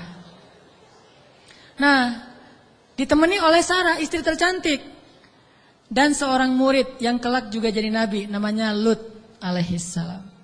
Lut masih muda, masih ABG, baru belajar kepada Ibrahim. Jalan nih bertiga dari Irak menuju ke Palestina. Di tengah jalan lewat Mesir, Raja Mesir jatuh cinta kepada Sarah, namanya juga cewek cantik. Untung nggak ada adegan ngiris tangan kayak Yusuf ya. Ngelihat Sarah, wah gitu, enggak. Karena dia bukan nabi, tapi cantik banget. Sampai raja aja yang di Mesir banyak cewek cantik, tapi masih jatuh cinta kepada Sarah. Saking cantiknya Sarah. Begitu tahu Sarah adalah istrinya Ibrahim, akhirnya raja jadi segan, gak berani. Soalnya Ibrahim terkenal dengan kebijaksanaannya, kearifannya, ilmu yang luas. Sehingga lama-lama malah rajanya merasa takjub kepada Ibrahim. Karena tahu ilmu Ibrahim yang sangat banyak, ini menurut sebagian riwayat. Ini riwayat yang terakhir saya baca, ternyata yang paling kuat. Akhirnya raja ini menitipkan salah satu putrinya kepada Ibrahim yang kita kenal dengan nama Hajar. Ternyata Hajar itu menurut sebagian ulama, ini penelitian terakhir, bukan budak Mesir. Hajar itu putri raja. Raja ini punya puluhan anak dari banyak istri karena mereka tidak ada syariat, tidak ada 1, 2, 3, masna wa thulatsa wa ruba. Adanya asyarah, isyrun, salasun, 10, 20, 30. Istrinya banyak gitu. Sehingga anaknya ratusan. Salah satu di antara anaknya yang perempuan, putrinya namanya Hajar. Dan Hajar ini putri kesayangan Raja Mesir. Dititipin kepada Ibrahim untuk jadi apa? Nyantri di rumah Ibrahim, belajar kebijaksanaan dari Ibrahim. Dititipin nih. Hajar juga cantik, tapi tetap Sarah paling cantik. Berangkat ke Palestina, bertiga sekarang, berempat. Ibrahim, Hajar, Sarah, Hajar dan Lut. Sampai di Palestina sekian tahun, Ibrahim gak dikaruniai anak dari Sarah. Akhirnya Sarah karena merasa tidak tega kepada suaminya, dan suaminya sangat menginginkan anak laki-laki untuk meneruskan dakwahnya, Sarah nawarin kepada Ibrahim, Kang Ibra, wes, Kang Ibrahimovic kalau orang ini ya, kalau bola teh, Kang Ibra, apa neng? Ini Akang serius mau punya anak? Ya serius satu neng. Siapa juga yang gak mau punya anak? Ini mah kalau disundakan. Gimana kalau Akang nikah lagi? Tuh neng jangan canda tuh neng gitu. Malu-malu gitu ya. Ini senangnya dicerita yang gini-gini nih. Padahal saya bukan mau ngomongin ini ya tentang la haula wala quwata illa billah, cuman agak-agak banyak gimmicknya. Jangan bercanda, udah gak usah ngomong yang gitu-gitu, gak lucu. Ini emang gak lucu kan, serius. Sambil menitikkan air mata, enggak. Terus maksudnya gimana? Gimana kalau dengan Hajar? Hajar udah belajar lama dengan Ibrahim. Dan udah ketahuan oleh Sarah, Hajar ini perempuan yang soleha, yang baik, yang bijaksana. Cocok insya Allah untuk Ibrahim. Dan dia lebih muda jauh. Akhirnya Nabi Ibrahim meminta petunjuk dari Allah. Kalau di kita mah sholat galau teh istikharah. Sholat galau dulu. Kalau dulu Nabi Ibrahim minta petunjuk Allah, akhirnya Allah menyetujui. Ya udah, Sarah udah dapat petunjuk dari Allah. Gimana jawaban Allah? Ya aku sih terserah kamu. Atau aku sih yes, nggak tahu kalau kamu gitu ya. Ya udah, kalau Mas Anang yes, saya juga yes gitu. Akhirnya yes, nikah nih sama Hajar. Udah nikah sama Hajar, langsung Hajar mengandung anak Ismail. Maka kami berikan kepada dia Ismail, anak yang ghulaman halima, anak ghulamun halim, anak yang sangat lemah lembut dan cerdas dan perasaannya peka gitu. Itulah Ismail. Sangat sabar. Punya Ismail kecil, namanya calon nabi kan ganteng. Nih by the way lagi ya, gak ada nabi yang jelek. Semua nabi itu keren. Maka insya Allah dai-dai juga para pewaris nabi harus keren. Ini maksudnya apa sih? Nabi itu semuanya keren gitu ya. Jadi jangan pernah ngebayangin ada nabi yang biasa-biasa aja, tua, jelek. Semua nabi itu keren-keren karena dia dutanya langit. Kita duta produk aja cari artis yang paling keren kan? Apalagi Allah nyari dutanya langit. Keren. Ismail kecil tuh udah luar biasa. Aura kenabiannya tuh udah kelihatan. Sehingga akhirnya membuat Sarah, ini mungkin ada benarnya juga kata orang dulu. Kalau pengen punya anak, maka suaminya suruh nikah lagi, punya anak, nanti kepancing. Yang pertama akan punya anak. Ternyata Sarah akhirnya hamil juga kan? Nah Ismail kecil, Ibrahim senang banget punya anak laki-laki, digendong-gendong kayak Nabi Muhammad aja, naik ke atas punggungnya, dibawa kemana-mana, dibangga-banggakan kepada orang, ini anak saya laki-laki, Ismail anaknya Hajar segala macam. Dan banyak tetangga memuji-muji Hajar. Nah ini nih, masalahnya bukan di suami istri, tapi di tetangga yang bikin istrinya cemburu. Sarah mah pasti awalnya niatnya baik, gak akan cemburu, tapi gara-gara tetangga, Hajar hebat ya, udah punya anak ganteng, mirip banget dengan Hajar, gitu-gitu. Akhirnya Sarah kan jadi panas juga lama-lama tuh. Nah wajar, akhirnya Sarah mengusulkan, janganlah tinggal dengan serumah dengan saya udah gak tahan. Hening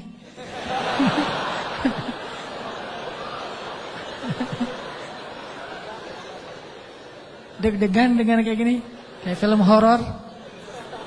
Kata Sarah, wahai, lupa, bukan wahai, Kang Ibra, Neng teh udah gak tahan serumah sama Hajar. Kenapa tuh Neng? Ya semua tetangga muji-muji Hajar. Aduh, Neng teh apa itulah? Oh ya udah, minta lagi petunjuk Allah. Akhirnya Allah kasih perintah. Perintahnya apa? Pindah rumah.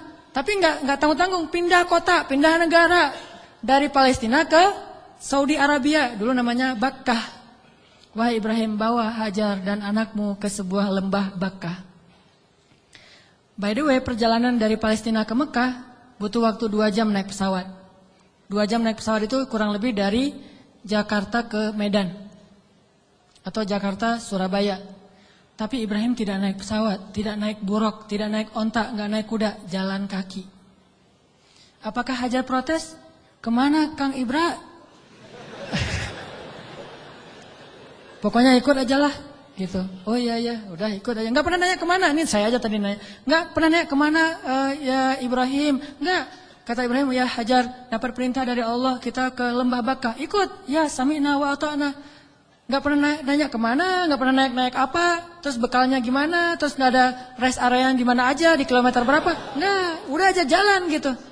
Coba bayangin suami bawa istri, kadang-kadang kesasar muter-muter, istrinya langsung, wah papa gak tahu jalan, pakai ini atuh GPS. Gak sabar ya. Atau suami ngajak jalan kemana gitu, udah mama turun di mall ini aja, nanti dijemput lagi gitu kan.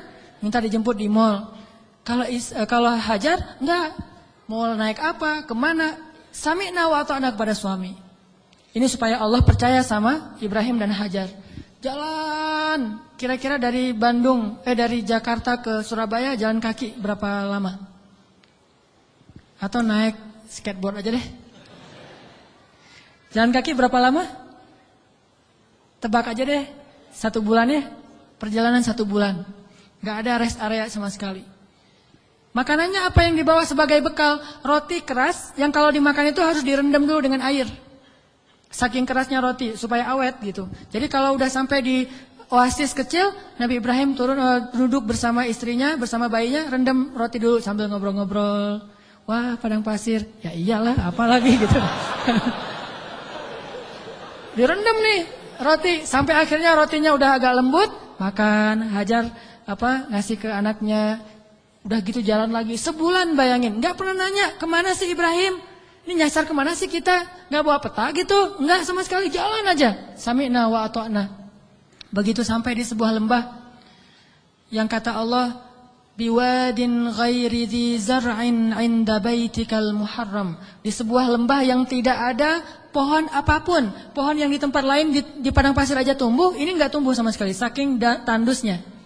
Udah sampai di lembah itu. Kemudian Ibrahim mengatakan, disinilah tempat kita. Ini rumah kedua kita. Hajar nggak pernah banding-bandingin. Rumah Sarah enak tuh di Palestina. Kok saya ditaruh di sini? Enggak. Udah, oh iya, tinggal di sini teman Ismail. Dan nggak ngomong-ngomong juga, ini gara-gara Hajar, gara-gara Sarah nih. Nggak nyalahin Sarah, nggak nyalahin Ibrahim. Sami'na wa ata'na. Buktikan itu, biar Allah percaya sama kita. Kalau Allah percaya, Allah nggak akan ngecewain kita. Sami'na wa ata'na, ya Ibrahim, ya, tinggal di situ aja. Baru 3 hari tinggal di situ, akhirnya Ibrahim mengatakan di satu pagi, ya Hajar, aku harus kembali ke Palestina. Baru di situ Hajar tanya, setelah sebulan gak nanya apapun, taat aja. Baru ketika mau ditinggal di lembah yang gak ada air sama sekali, cuma ada air di dalam tempat dari kulit yang mereka punya, dan itu hanya bertahan 1 hari lagi. Tiba-tiba Ibrahim bilang mau pergi ke Palestina lagi, baru di situ Hajar bertanya dengan lembut sekali. Ya Ibrahim, kenapa kamu meninggalkan kami di sini? Nanyanya gitu. Mendengar pertanyaan ini Ibrahim gak tega dan langsung pergi. Gak menjawab, gak ngelihat, pergi aja.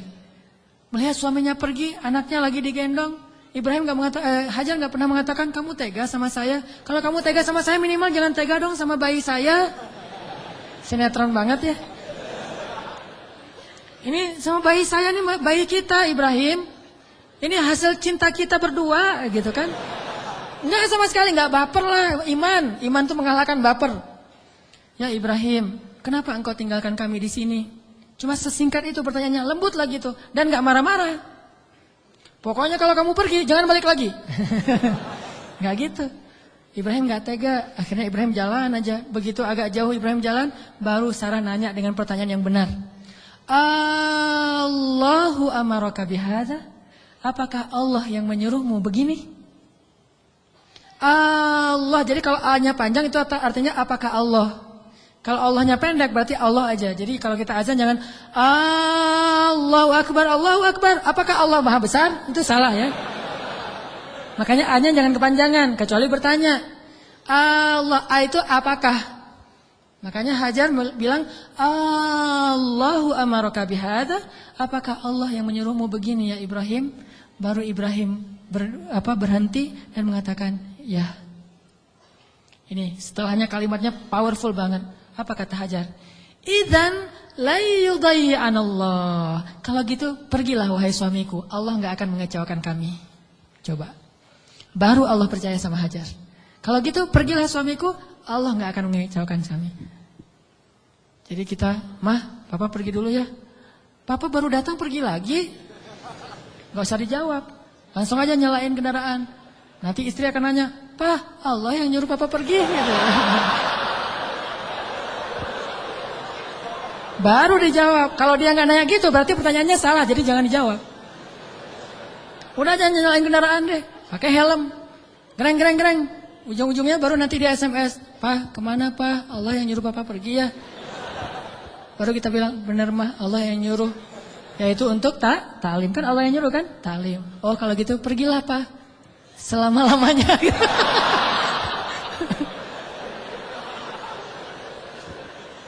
Allah nggak akan mengecewakan kami, kata Hajar teh. Idzan la yudayyi'anallah. Kalau gitu Allah tidak akan mengecewakan kami. Itu kata kuncinya tuh. Dan itu nggak ngomong dengan gombal ke Allah. Allah Maha tahu isi hatinya Hajar radhiyallahu anha. Makanya Allah percaya banget sama Hajar. Akhirnya pergilah Ibrahim. Nggak ngomong, "Ya suamiku, jangan lupa kirim SMS ya. Udah sampai di mana kan khawatir." Gitu. Jangan lupa kirimin bekal setiap bulan 10 juta aja, gak usah banyak-banyak. Nggak ada bekal. Tahu berapa lama Ibrahim meninggalkan Hajar di situ? 13 tahun. Nggak ada kabar, nggak ada apa-apa. 13 tahun. Kalau kita mah baru keluar 13 jam mungkin. Wah udah curiga nih.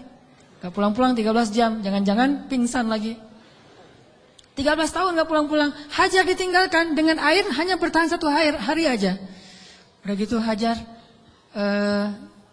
gendong anaknya Ismail tinggal di situ berdua aja di tengah padang pasir. Gelap banget kalau malam dingin, kalau siang panas banget. Dinginnya itu saya karena lama tinggal di padang pasir. Gini-gini saya ini orang padang pasir ya. Jadi kalau malam dinginnya itu sampai kayak jarum nusuk-nusuk ke kulit. Itu di padang pasir, dinginnya malam. Kalau pagi, kalau siang panasnya itu kayak kita dibakar. Ekstrim, bawa bayi. Hari pertama masih aman, masih bisa minum, rotinya direndam. Hari kedua habis air, Ismail menangis. Panik kan? Ini gimana nih? Air cari di mana? Lari-lari yang kita tahu, naik ke atas bukit. Di mana ada burung yang kalau ada burung berarti pertanda ada air. Nggak ada burung, tapi ngelihat genangan air, turun lari. Karena pengen mendapatkan air buat anaknya yang masih kecil. sayang banget sama Ismail. Pas turun lari ternyata nggak ada apa-apa, naik lagi ke bukit berikutnya namanya Marwah, turun mondar-mandir. Kenapa sampai 7 kali di tempat yang sama? Saking paniknya. Ismail terus dari kejauhan terdengar suaranya menangis. Pas Hajar sampai di bukit Marwah, suara tangisan itu hilang. Mulailah Hajar was-was dan khawatir, jangan-jangan Ismail sudah meninggal karena kehausan. Akhirnya Hajar berlari ke arah Ismail. Ketika dia mendekat, dia melihat seorang laki-laki bertubuh yang gagah gitu. Dia pakai baju jubah berwarna putih, dia pakai sorban berwarna putih, seperti saya pulang dari masjid. Malaikat, kalau ini malaikat beneran. Kalau tadi kata anak kecil, oh malaikat lewat gitu. Kalau ini malaikat beneran. Dan dia memberi minuman kepada Ismail. Dialah Jibril alaihissalam. Tapi Hajar kan nggak tahu itu Jibril. Dikirain orang yang mau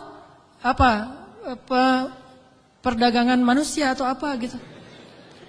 Datang Hajar ke arah Ismail, tiba-tiba laki-laki itu menghilang, namanya juga malaikat, tling gitu aja hilang gitu. Udah hilang, dilihat di bawah kaki Ismail ada mata air yang kita sebut Zam-Zam. Minumlah, mulailah peradaban di situ. Dan Zam-Zam ini mata air paling ajaib di dunia. Paling berkah, seberkah susu ibu kepada anaknya. Kenapa saya bilang berkah? Dia keluar sesuai dengan kebutuhan. Ketika jamaah haji ramai di kota Mekah sampai 3 juta orang, mereka tidak kekurangan air Zam-Zam. Masing-masing minum, setiap datang ke masjid minum Zam-Zam, pulang dari masjid minum Zam-Zam, pulang ke kampung halaman bawa Zam-Zam 1 liter, 5 liter, 10 liter, kan? 3 juta orang, tapi nggak pernah kurang dan nggak pernah kering air Zam-Zamnya. Keluar terus untuk 3 juta orang. Begitu musim haji selesai, Zulhijjah berlalu, berganti dengan bulan Muharram, di stoplah haji dan belum dibuka visa umroh, sehingga Mekah sepi. Kalau kita umroh di waktu itu, yaitu umroh transit, kita bisa cium Hajar Aswad setiap kali kita putaran tawaf, saking sepinya. Tapi air Zam-Zam tidak membanjiri kota Mekah. Kalau lagi rame, keluar banyak. Kalau lagi sedikit, keluar sedikit. Air yang sangat berkah, keajaiban dari Allah. Akhirnya tinggallah di situ. Yang luar biasa, 13 tahun tidak dijenguk oleh suaminya, Hajar nggak pernah ngejelek-jelekin ayahnya Ismail di hadapan Ismail. Kamu harus tahu, kamu nggak boleh seperti ayahmu nanti kalau udah gede. Enggak sama sekali. Ini imajinasi sejarah ya, biar kita tahu gimana sebenarnya Hajar. Saya nggak, walaupun ini agak herai tapi serius. Biar kita kebayang gimana solehahnya Hajar. Kan bisa aja normalnya perempuan akan bilang, pokoknya mama kecewa banget. Jangan sampai kamu mengulangi ini kepada istrimu. Hati perempuan. Gak pernah ngomong kayak gitu. Padahal pantas gak sih Hajar kecewa? Pantas ya, 13 tahun gak ada berita. Dan secara fikih itu udah bisa meminta cerai loh. Secara fikih udah bisa khulu itu minta cerai kepada hakim. Tapi Hajar tidak sama sekali menjelekkan Ibrahim di hadapan anaknya. Apa buktinya? Ketika 13 tahun kemudian datang Ibrahim, Ismail akrab-akrab aja sama ayahnya. Ayah gitu. Oh ini nih mah orangnya nih mah. Nah. Wah udah nih, kan Ismail udah gede. 13 tahun orang Arab mah kan beda sama kita. 13 tahun kita kan masih culun.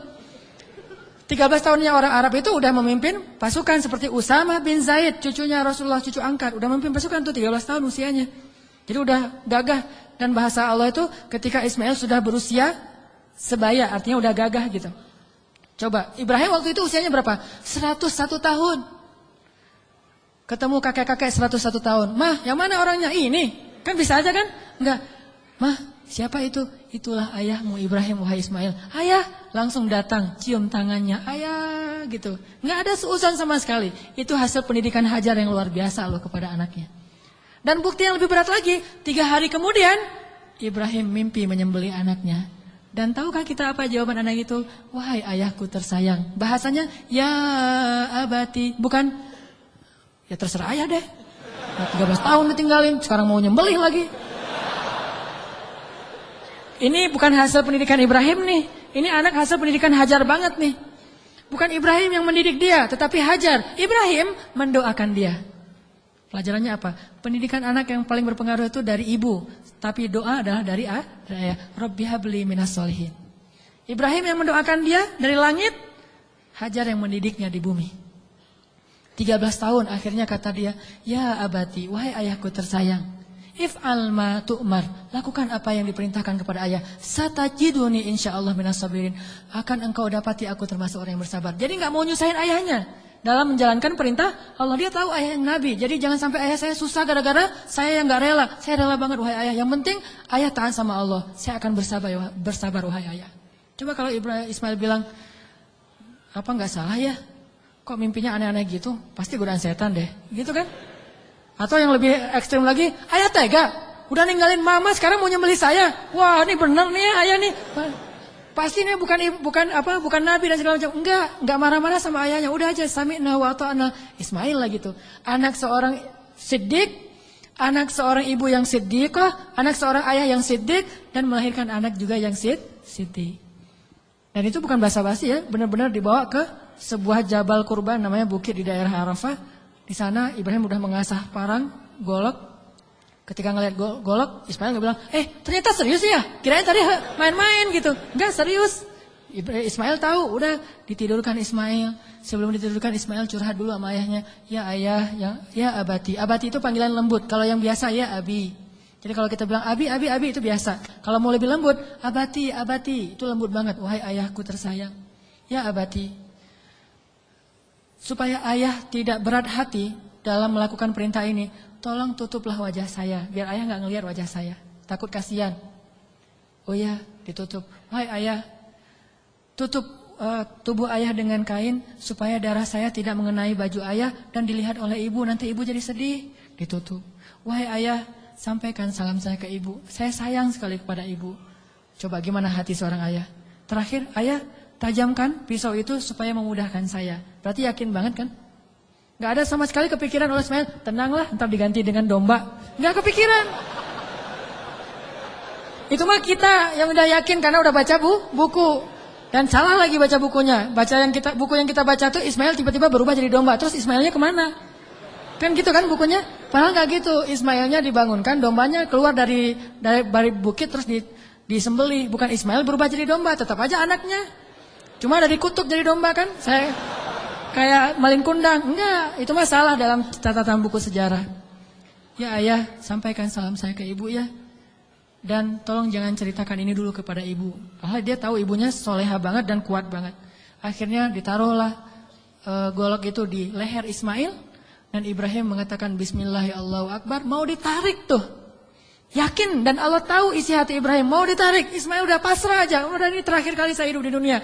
Baru ketemu 3 hari dengan ayah saya. Pas mau ditarik, Allah tahan tangannya Ibrahim seperti orang stroke, gak bisa gerak gitu. Baru Allah berfirman, Ya Ibrahim, qad saddaqatar ru'ya. Engkau sudah membenarkan perintah. Allah udah percaya sama Ibrahim sekarang. Ditahan. Akhirnya kata Allah, angkat Ismail. Ini adalah balaun mubin. Inilah ujian yang berat untuk melihat siapa yang benar-benar beriman. Gitu cara Allah percaya sama kita. Lewat ujian hidup kita. Lewat masalah-masalah kita. Apakah kita masih yakin sama Allah? Sampai ke titik darah penghabisan masih yakin sama Allah? Justru di titik itulah nanti Allah percaya sama kita. Allah ganti semua musibah itu sebagai rahmat. Allah kasih dia seekor domba yang sangat besar. Dan kelak itu menjadi syariat yang sangat indah bagi kaum muslimin. Diabadikan sepanjang masa, ribuan tahun dikenang. Ini bukti. Maka buat Allah percaya sama kita, maka Allah gak akan mengecewakan kita. Ingat kata-kata Hajar, la yudayyi'anallahu idzan. Kalau Allah yang memerintahkan gini, berarti Allah tidak akan mengecewakan saya. Cukuplah Allah yang menyuruh kita, yakin Allah gak akan ngecewain kita. Udah setelah itu hasbunallah, la haula wala quwata illa billah, tawakkaltu 'alallah, aslamtu ilallah dan seterusnya. Insyaallah kita akan melihat keajaiban. Itu aja teman-teman yang dirahmati Allah. Mudah-mudahan kita menjadi orang yang bisa selalu mengandalkan Allah dalam hidup kita. Sampai Allah percaya sama kita, lalu Allah menunjukkan keajaiban dalam setiap urusan kita. Marilah kita tutup dengan berdoa. Semoga ilmu yang sederhana yang baru kita dapatkan benar-benar menambah semangat kita untuk lebih yakin kepada Allah Subhanahu wa taala. A'udzu billahi minasy syaithanir rajim. Bismillahirrahmanirrahim. Allahumma لك الحمد ولك الشكر يا رحيم لك الحمد ولك الشكر يا كريم لك الحمد ولك الشكر يا أرحم الراحمين اللهم إليك أسلمنا وبك آمنا وعليك توكلنا وبك خاصمنا وإليك أنبنا يا رب العالمين يا رب العالمين يا رب العالمين اللهم أنت ربنا لا إله إلا أنت خلقتنا ونحن عبادك يا خالق يا خالق يا خالق يا رازق اللهم أسلمنا إليك أنت الحي القيوم أنت الذي لا تأخذه سنة ولا نوم أنت الخالق يا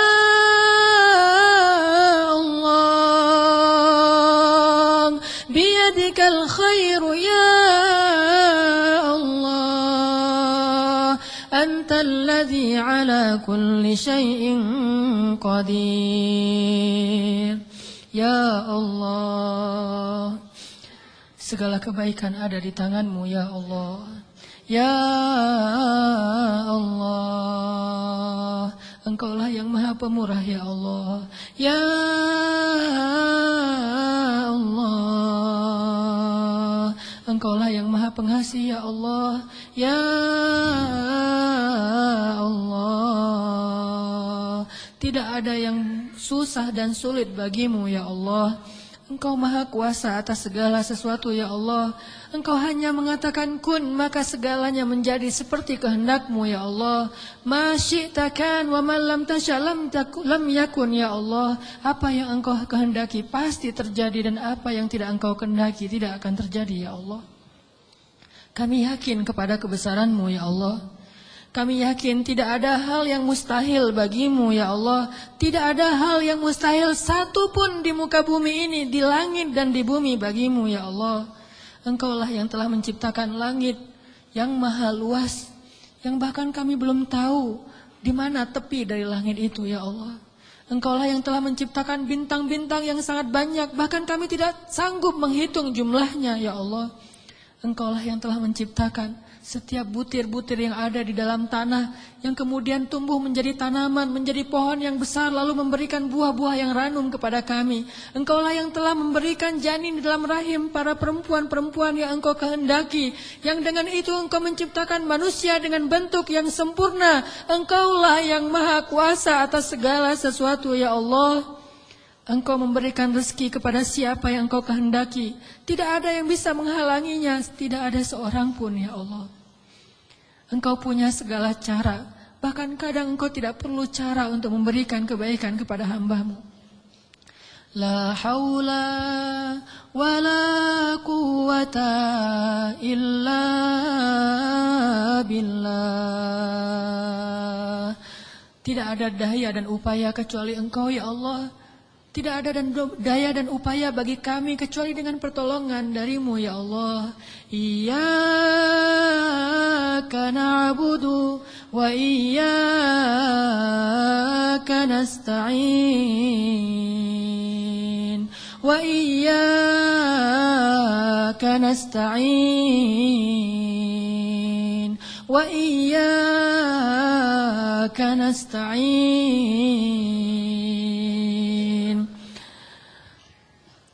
Ya Allah, sesungguhnya salat kami, ibadah kami, ruku dan sujud kami, hidup kami persembahkan untuk-Mu ya Allah.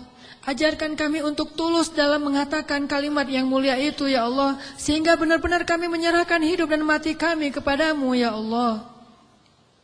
Inna salati wa nusuki wa mahyaya wa mamati lillah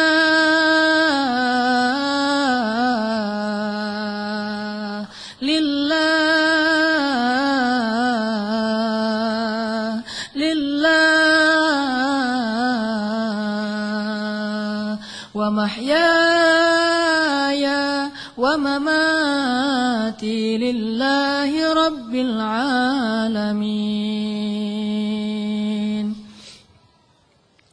Ya Allah ya Arhamar Rahimin, kuatkanlah hati kami dalam keimanan ya Allah. Kami tidak tahu bagaimana keadaan kami di akhir hayat kami nanti. Bisa jadi saat ini kami menjadi orang-orang yang dekat kepadamu. Tiba-tiba di akhir hayat kami menjauh darimu. Dan tidak ada yang bisa menyelamatkan kami hari itu kecuali Engkau ya Allah. Bisa jadi sekarang kami rajin ke masjid, sholat berjamaah. Tetapi di akhir hayat kami berputus asa sehingga kami meninggalkan panggilanmu ya Allah. Kami berlindung kepadamu ya Allah dari kelemahan diri kami sendiri ya Allah. Kami tahu Nabi-Mu pernah bersabda, bisa jadi seseorang sepanjang hidupnya beramal solih, amal ahli surga sampai jaraknya dengan surga hanya sejengkal saja, tetapi berlalulah ketetapan yang lain sehingga dia mati dalam keadaan syirik dan kufur dan masuklah dia ke neraka. Kami berlindung kepadamu dari keadaan orang seperti itu ya Allah. Tidak ada yang bisa menjamin kami selamat. Bukan ibadah kami, bukan sholat, bukan sujud, bukan ruku kami, bukan kesolehan kami. Bahkan orang yang paling soleh seperti seorang laki-laki Bani Israel bisa kufur dan akhirnya su'ul khatimah di akhir hayatnya ya Allah. Hanya Engkau yang bisa menjamin akhir hayat kami ya Allah. Kami belum merasa aman meskipun sekarang kami bersyukur mendapatkan hidayah untuk berhijrah. Tetapi tidak ada yang menjamin kami bisa istiqomah seperti ini sampai akhir hayat ya Allah. Ya muqallibal qulub, ya muqallibal qulub, tsabbit qulubana. Wahai yang membolak-balikan hati, tetapkanlah hati kami dalam keimanan ya Allah. Tetapkanlah hati kami dalam keimanan ya Allah sampai akhir hayat kami, agar kami bisa menutup usia kami dengan kalimat la ilaha illallah, dan hanya itulah jaminan bagi kami untuk selamat di akhirat ya Allah. Ya Arhamar Rahimin, kami kadang pernah melihat saudara-saudara kami yang Engkau uji dengan sakit yang amat berat, dan mereka bersabar menghadapi ujian itu. Mereka miskin, lalu Engkau uji dengan sakit yang bahkan banyak para dokter mengatakan mungkin tidak akan sembuh lagi. Dan mereka hampir tidak punya harapan untuk sembuh, tetapi mereka bersabar dan ridha dengan ketetapan-Mu. Lalu kami menyadari, bagaimana jika kami yang Engkau berikan ujian seperti itu? Apakah kami akan sabar atau kami akan berputus asa ya Allah? Ketika kami harus merasakan sakit 24 jam dalam sehari yang luar biasa rasanya, apakah kami akan bersabar atau kami berputus asa sehingga kami datang kepada para dukun atau akan bunuh diri dalam keadaan kufur ya Allah? Tidak ada yang menjamin kami akan kuat pada hari itu kecuali Engkau ya Allah. Wahai yang menggenggam hati hamba-hambanya, genggam eratlah hati kami dalam kasih sayang dan hidayah-Mu ya Allah. Kami berserah diri kepadamu ya Allah. Ya Arhamar Rahimin, jangan biarkan kami tergelincir ketika kami mendapatkan ujian-ujian yang sesungguhnya ujian itu agar Engkau percaya kepada keimanan kami. Sadarkanlah kami selalu, agar kami selalu percaya bahwa ujian adalah agar kami membuktikan keimanan kami kepadamu, sehingga kami bisa bertahan dalam ujian itu ya Allah. Kuatkanlah kesabaran kami ya Allah. Lapangkanlah dada kami ya Allah. Bimbinglah fikiran kami agar selalu berhusnuzon kepadamu dan kepada hamba-Mu ya Allah. Ya Arhamar Rahimin, Bantulah kami dalam segala masalah kami ya Allah. Engkaulah yang maha pemberi rezeki. Limpahkanlah rezeki yang halal bagi kami ya Allah. Tidaklah kami meninggalkan pekerjaan yang menurut syariat agamamu itu haram. Kecuali karena kami takut kepadamu ya Allah. Dan kami yakin engkau menyediakan yang lebih baik setelah kami berhijrah dari pekerjaan yang haram itu ya Allah. Kami percaya dan yakin. Maka tunjukkanlah keajaiban kepada kami. Beri kami rezeki yang lebih baik setelah kami meninggalkan yang syubhat. Ya Arhamar Rahimin. Di antara kami ada yang berharap sekali engkau anugerahkan keluarga yang menyejukkan mata. Anugerahkanlah keajaiban kepada kami. Berikan kepada kami pasangan-pasangan yang menyejukkan hati kami. Mungkin kami mencintai seseorang karenamu, tetapi dia tidak tahu tentang perasaan kami. Beritahu kepadanya ya Allah, karena tidak tahu bagaimana cara kami mendekatinya, kecuali mendekat kepada Rabb-Nya ya Allah. Engkaulah Rabb hati segala makhlukmu ya Allah. Ya Allah, jadikanlah kami termasuk orang-orang yang engkau bimbing perasaannya, agar selalu mencintai yang engkau cintai ya Allah. Ya Arhamar Rahimin, anugerahkanlah juga untuk kami. Jika di antara kami ada yang sedang sakit, beri kami kesabaran dan kesembuhan ya Allah.